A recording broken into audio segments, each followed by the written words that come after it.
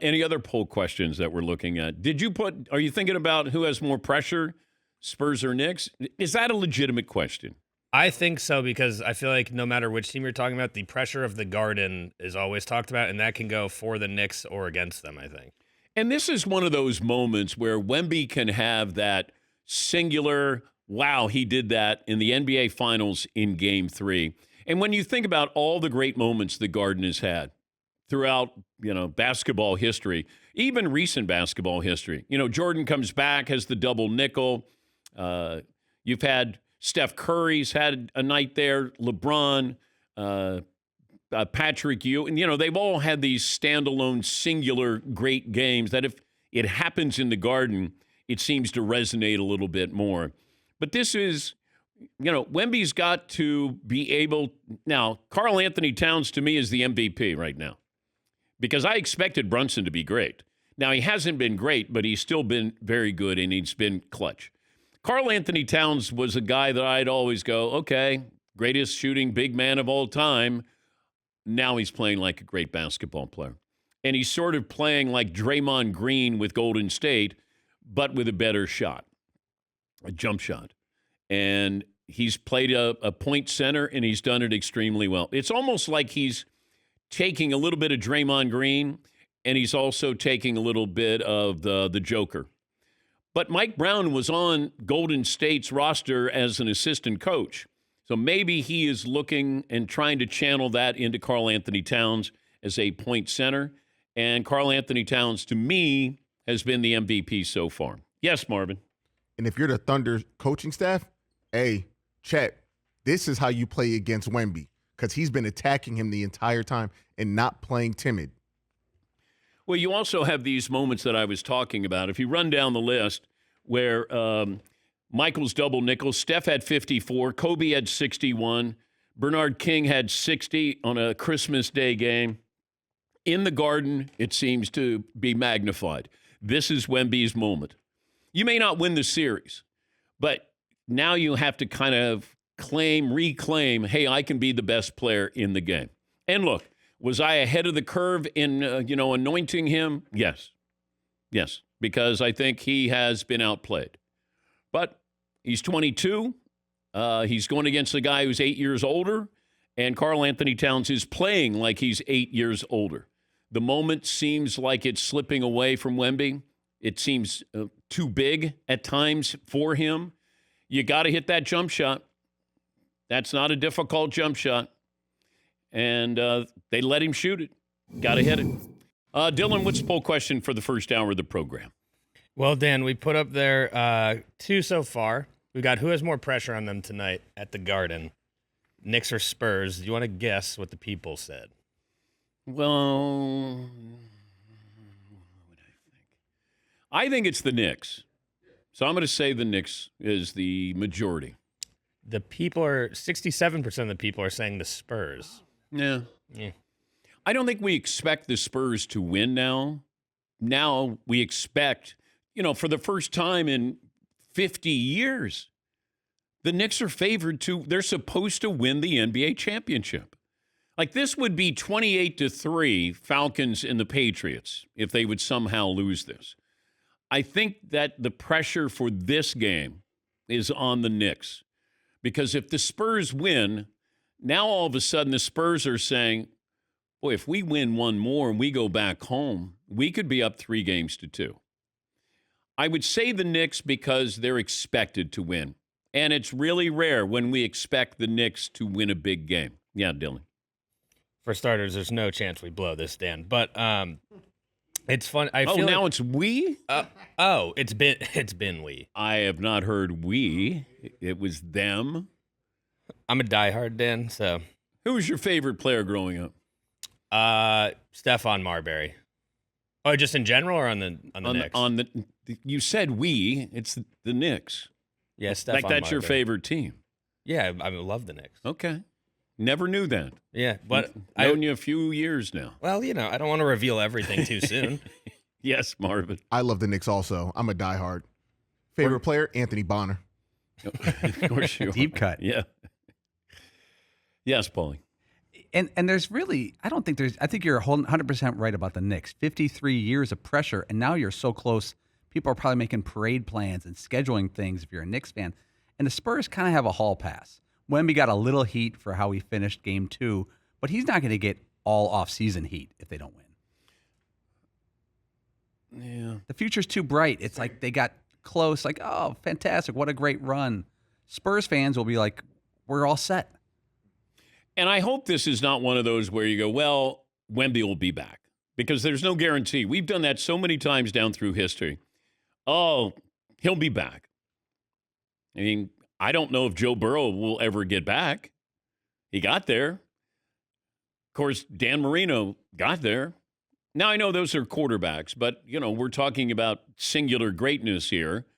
And with Wemby in the West and that team, we would expect this. But I think, you get one game in this series. This might be just for pride.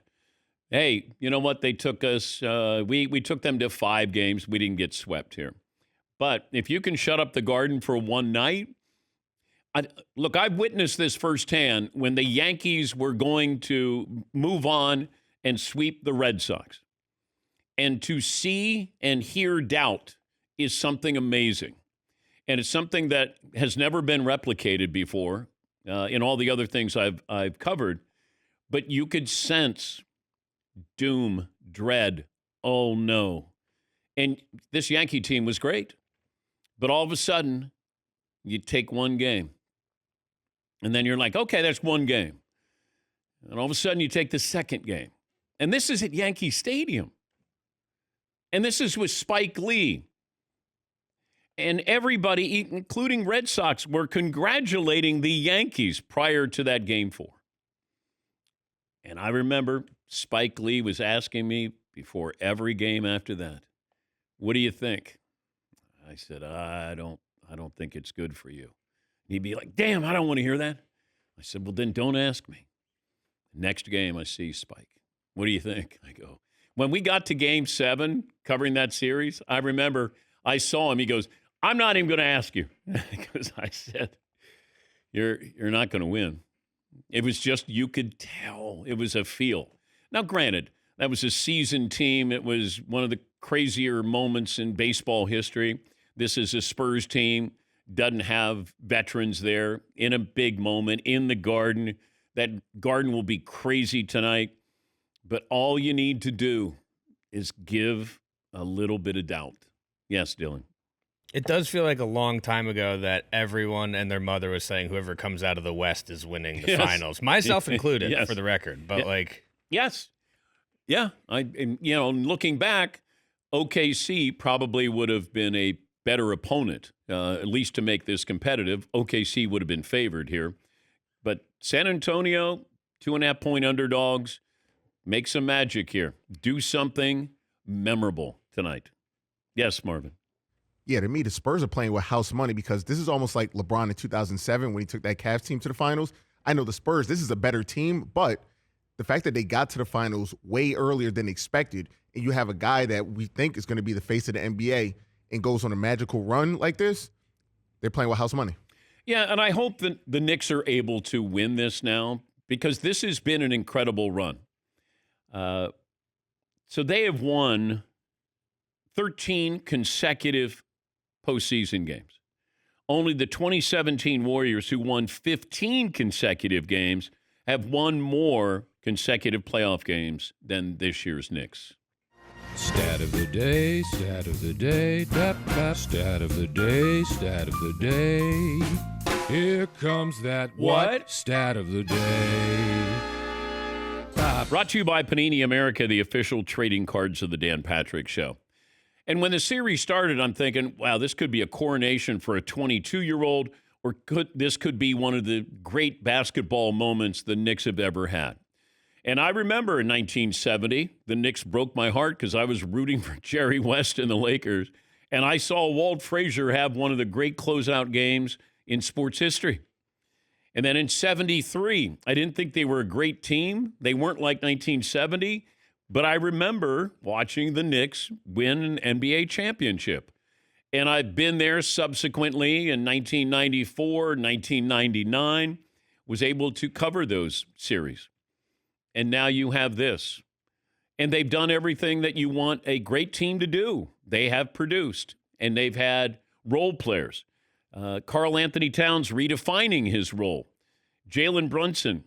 And people will misconstrue this when now Jalen Brunson hasn't been shooting a good percentage, but he has to keep shooting.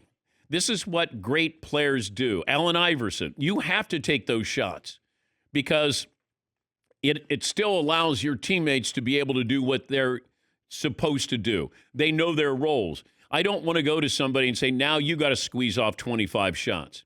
Jalen Brunson has to continue to shoot because you still have to keep the defense honest. And he's going to have one of those games.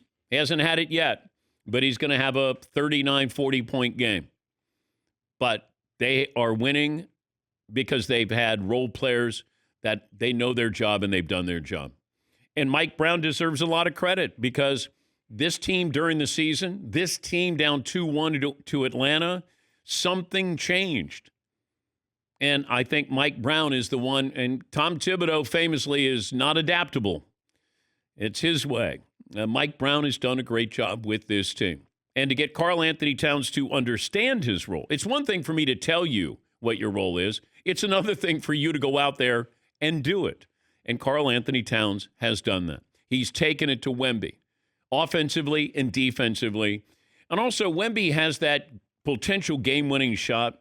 Whenever you go up for a shot and you're already thinking about trying to draw a foul, that's a problem.